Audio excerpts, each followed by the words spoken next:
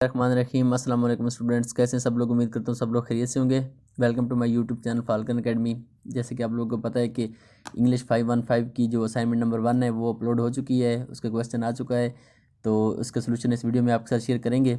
तमाम दोस्तों से गुजारिश है चैनल को सब्सक्राइब कर लिया करें ताकि आने वाली हर असाइनमेंट का सोल्यूशन आप तक पहुँचता रहे। तो चलते हैं जी। ये है जी इंग्लिश 515 की असाइनमेंट है जो कि teaching of reading and writing skills के मुतल्लिक ये बुक है। असाइनमेंट नंबर 1 फॉल 2022 इसकी अपलोड हुई है। ये जी आपको असाइनमेंट नंबर 1 कैरिंग 20 मार्क्स, आपके 20 मार्क्स की ये असाइनमेंट है। और इसमें जो टॉपिक है 1 से लेकर 49 तक आप ये इसमें इंक्लूड होंगे। अगर आप इनको एक दफ़ा पढ़ लें तो आपको असाइनमेंट सॉल्व करना आसान हो जाएगा। और ड्यू डेट के बाद आपने सबमिट नहीं करवानी। 28 नवंबर इसकी ड्यू डेट है। तो ये सारी इंस्ट्रक्शन है, इनको आपने एक दफ़ा गौर से पढ़ लेना है। आप चलते हैं इसकी सोल्यूशन की तरफ और क्वेश्चन की तरफ।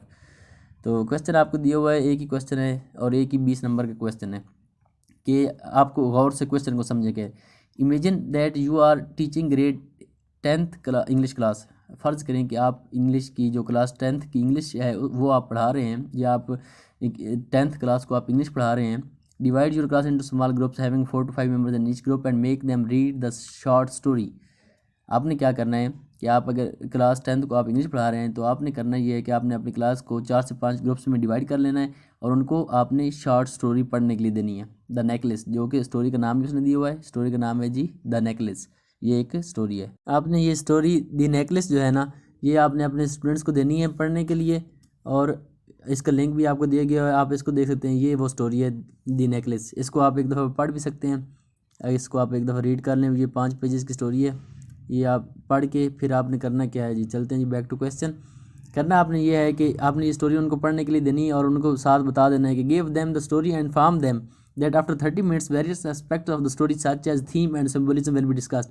और आपने उनको साथ में बता देना है कि आप स्टोरी को पढ़ें और 30 मिनट के बाद जो स्टोरी के मुख्तलिफ किस्म के एस्पेक्ट्स हैं, मिसाल के तौर पर जो स्टोरी का थीम है, ये जो सिम्बोलिज्म, ये जो सिंबल यूज़ हो रहे हैं स्टोरी के अंदर, उनको डिस्कस किया जाएगा। तो फिर आपने करना क्या, असाइनमेंट में आपने ये करना है कि please share any 5 while reading and 5 post reading activities you will conduct with your students to teach them this story effectively. तो आपके लिए असाइनमेंट में क्वेश्चन ये है कि आप ये बताएं कि आप ये स्टोरी अपने स्टूडेंट्स को वो इफेक्टिव तरीके से पढ़ाने के लिए कौन सी 5 वाइल रीडिंग एक्टिविटीज़ करवाएंगे क्लासरूम के अंदर और कौन सी 5 पोस्ट रीडिंग एक्टिविटीज़ आप करवाएंगे क्लासरूम के अंदर, ताकि वो स्टोरी को इफेक्टिव तरीके से समझ सकें। का आपको दिया हुआ नीचे इस पर आप क्लिक करेंगे तो आपके सामने ये स्टोरी खुल जाएगी। ये पूरी स्टोरी नेकलेस है, ये 5 पेज की ये दी हुई। आप इसको एक दफ़ा पढ़ लें। पढ़ने के बाद आपने 5 वाइल रीडिंग एक्टिविटीज़ और 5 जो है पोस्ट रीडिंग एक्टिविटीज़ आपने शेयर करनी है कि कौन सी एक्टिविटीज़ आप क्लासरूम के अंदर कंडक्ट करवा के स्टूडेंट्स को इफ़ेक्टिव तरीके से इस स्टोरी के बारे में पढ़ा सकते हैं, या उनकी जो रीडिंग स्किल्स हैं वो इम्प्रूव आप करवा सकते हैं। तो ये आपका क्वेश्चन है।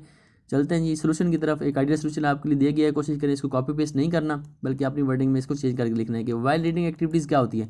While reading activities are defined as activities that help students focus on aspect of student to understand it better during reading.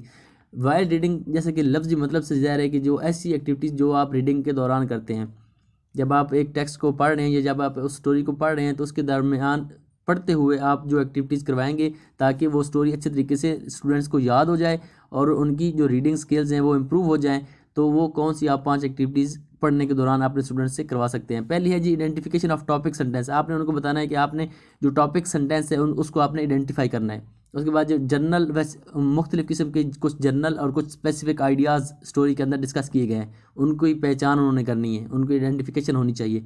आगे आइडेंटिफिकेशन ऑफ कनेक्टर्स, मुख्तलिफ़ किस्म के जो कनेक्टिंग वर्ड्स यूज़ होते हुए स्टोरी के अंदर, वो आपने उनको रखना है कि आपने पढ़ते हुए जो कनेक्टिंग वर्ड्स हैं उनको आपने आइडेंटिफाई करना है या उनको मार्क आउट करना है। उसके बाद कोडिंग टेक्स्ट, मुख्तलिफ जो टेक्स्ट इस्तेमाल हो रहा है उसको आपने कोड करना है साथ साथ। उसके बाद अपनी वर्डिंग में कोड करना है और कन्वर्सेशन अमंग स्टूडेंट्स, और आपने स्टूडेंट्स के दरमियान पढ़ते हुए कन्वर्सेशन को प्रमोट करना है। तो ये वो 5 वाइल रीडिंग एक्टिविटीज़ है जो आप अपने क्लासरूम के अंदर कंडक्ट करवा सकते हैं ताकि आपके जो स्टूडेंट्स हैं वो अच्छे तरीके से स्टोरी को समझ सकें। आइडेंटिफिकेशन ऑफ टॉपिक सेंटेंस, आप इन टॉपिक्स को आपने फिर डिस्कस करना है थोड़ा बहुत, तो क्योंकि 20 नंबर की असाइनमेंट है तो आपने काफ़ी सारा इसमें लिखना है। आइडेंटिफिकेशन ऑफ टॉपिक सेंटेंस कि आपने किस तरह टॉपिक सेंटेंस को आइडेंटिफाई करना है, आपको आइडेंटिफिकेशन होनी चाहिए। दूसरा है जी जनरल वर्सेस स्पेसिफिक आइडियाज़। कुछ स्टोरी के अंदर जनरल आइडियाज़ हैं, कुछ स्पेसिफिक हैं, उनको आपने आइडेंटिफाई करना है और उनको आपने अपने स्टूडेंट्स को बताना है कि उनको आपने ध्यान में रखना है। आगे आइडेंटिफिकेशन ऑफ कनेक्टर्स, जो कनेक्टिंग वर्ड्स यूज हुए हैं स्टोरी के अंदर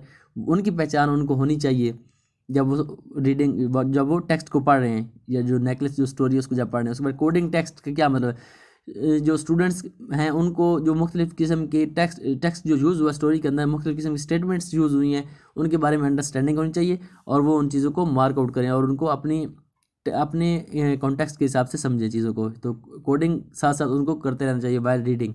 और कन्वर्सेशन अमंग स्टूडेंट्स को चाहिए कि वो कन्वर्सेशन करते रहें, आपस में एक दूसरे के साथ डिस्कस करते रहें चीज़ों को जब वो ग्रुप्स में हैं। तो ये 5 वाइल रीडिंग एक्टिविटीज़ हैं, ये वो 5 एक्टिविटीज़ हैं जो कि स्टूडेंट्स पढ़ने के दौरान, जो स्टोरी को जब पढ़ रहे हैं तो उसके दौरान ये 5 एक्टिविटीज़ स्टूडेंट्स कर सकते हैं। इनको आपने एक दफ़ा गौर से पढ़ लेना है। इन जो 5 आइडियाज़ लिखे हुए हैं इनको आपने अपनी वर्डिंग में बयान करके लिख लेना है। नेक्स्ट है G post reading activities. Post reading जैसे कि नाम से ज़ाहिर है कि जब आप आपकी पढ़ाई कंप्लीट, आपने एक स्टोरी को एक दफ़ा पढ़ लिया तो उसके बाद की जो एक्टिविटीज़ होती हैं वो क्या क्या एक्टिविटीज़ आप कर सकते हैं ताकि आपको वो चीज़ें याद रहें, वो स्टोरी के बारे में याद रहे और आपकी जो रीडिंग स्किल्स हैं वो इम्प्रूव हो सके। तो जैसे कि नाम से ज़ाहिर है post activities are done after the students has finished reading a text. जब स्टोरी को पढ़ना ख़त्म कर लेंगे स्टूडेंट्स तो फिर उसको याद करने के लिए कौन कौन सी टेक्निक्स इस्तेमाल होते हैं उनको हम पोस्ट रीडिंग एक्टिविटीज़ कहते हैं। और वो ये हो सकती है, पहली है जी क्रिएटिव राइटिंग, दूसरी है डिस्कशंस, तीसरी क्विजेज है, चौथी है जी पार्ट ऑफ स्पीच और पांचवी है कैरेक्टर एनालाइजिंग।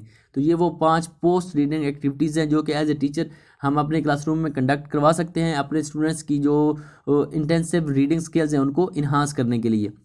तो इनको हम वन बाय वन डिस्कस करते हैं जी। क्रिएटिव राइटिंग क्या होती है जी, आप अपने स्टूडेंट्स को कह सकते हैं कि 10 से 15 वर्ड्स आप जो नेकलेस स्टोरी है उसमें से लें और उनको आप मुख्तलिफ़ किस्म के मोस्ट इंपॉर्टेंट वर्ड्स कह सकते हैं, मोस्ट इंटरेस्टिंग वर्ड्स आप उनको कहें कि भाई 10 से 15 वर्ड्स लिखें और फिर उनको उन पे स्टोरी लिखें जो उनको एक रिपोर्ट के तौर पर पेश करें। तो ये एक अच्छा तरीका है चीज़ों को याद रखने का, क्रिएटिव राइटिंग। दूसरी है डिस्कशन, आप मुख्तलिफ़ किस्म के पॉइंट्स को हाईलाइट करें जिन पे आप ग्रुप डिस्कशन करवा सकते हैं ताकि जो आपने टेक्स्ट पढ़ा है, जो आपने स्टोरी नेकलेस पढ़ी है उसमें वो आपको मेमोराइज़ हो जाए या उससे आपको जो रीडिंग स्किल्स हैं वो आपकी इन्हांस हो सके। तो आप 3 से 4 मिनट की ग्रुप डिस्कशन करवा सकते हैं, ये पोस्ट रीडिंग एक्टिविटी में आएगा। उसके बाद क्विजेज़ पोस्ट बहुत अच्छी पोस्ट रीडिंग एक्टिविटीज़ होती हैं कि आपने एक टेक्स्ट बच्चों को दिया स्टोरी और स्टोरी के बाद जब आपने बच्चों को नेकलेस स्टोरी पढ़ा ली क्लासरूम के अंदर, उसके बाद आपने 4 से 5 क्वेश्चन उसमें से एक क्विज़ बना के आपने अपनी क्लासरूम को दे दिया कि भाई आपने ये स्टोरी पढ़ी, अभी ये इस स्टोरी के मतलब ये क्विज़ है, इसको आप अटैम्प्ट करें ताकि आपको चीज़ें मेमोराइज हो सके। तो ये क्विजेज़ भी पोस्ट रीडिंग एक्टिविटीज़ के अंदर आते हैं। और चौथी है जी पार्ट्स ऑफ स्पीच है, आपने अपने बच्चों को कहना है कि भाई जो स्टोरी के अंदर मुख्तलिफ़ किस्म के पार्ट्स ऑफ स्पीच यूज़ हुए हैं उनको आप हाईलाइट करें। इस तरह से एक तो उनको पार्ट ऑफ स्पीच की भी समझ आ जाएगी, दूसरा उनको स्टोरी में जो मेन वर्ड्स यूज़ हुए होंगे वो भी उनके जहन में रह जाएंगे। तो आपने उनको कहना है कि या तो पार्ट्स ऑफ स्पीच को हाईलाइट कर लें स्टोरी के अंदर, जो नेकलेस स्टोरी उसके अंदर जो मुख्तलिफ पार्ट्स ऑफ स्पीच यूज़ हुए हैं उनको या तो हाईलाइट कर लें या उनको अलग करके लिख लें। तो ये भी पोस्ट रीडिंग एक्टिविटी के अंदर आ जाएगी आपकी parts of identification of parts of speech. तो आगे है जी लास्ट वाली है जी कैरेक्टर एनालाइजिंग। आप जब स्टोरी पढ़ेंगे आपको पता चलेगा कि जो नेकलेस स्टोरी है इसके अंदर मुख्तलिफ़ किस्म के कैरेक्टर्स यूज़ हुए हैं। तो आपने अपने बच्चों को कहना है कि जो मुख्तलिफ़ किस्म के कैरेक्टर यूज़ हुए हैं उनको आपने एनालाइज करना है, उनको आपने याद रखना है कि भाई फ़लाँ कैरेक्टर कौन सा था और उसने क्या किया। मतलब जो स्टोरी के अंदर मुख्तलिफ़ किस्म के कैरेक्टर्स यूज़ हो रहे हैं उनको आपने एनालाइज करना है इफेक्टिव तरीके से, और इससे आपकी आप मुख्तलिफ़ कैरेक्टर्स को जब आप जहन में रखेंगे तो आपके लिए स्टोरी को याद रखना थोड़ा आसान हो जाएगा। तो ये भी पोस्ट रीडिंग एक्टिविटी के अंदर आता है। तो ये 5 किस्म की है जी पोस्ट रीडिंग एक्टिविटीज़ कि जो हम स्टोरी पढ़ने के बाद हम करवा सकते हैं अपने बच्चों को ताकि उनकी जो इंटेंसिव रीडिंग स्किल्स हैं वो इन्हांस हो सकें। इनको आपने अपनी वर्डिंग में चेंज करके लिख लेना है। उसके साथ साथ जो पहला क्वेश्चन है उसमें है G post reading activities pre reading.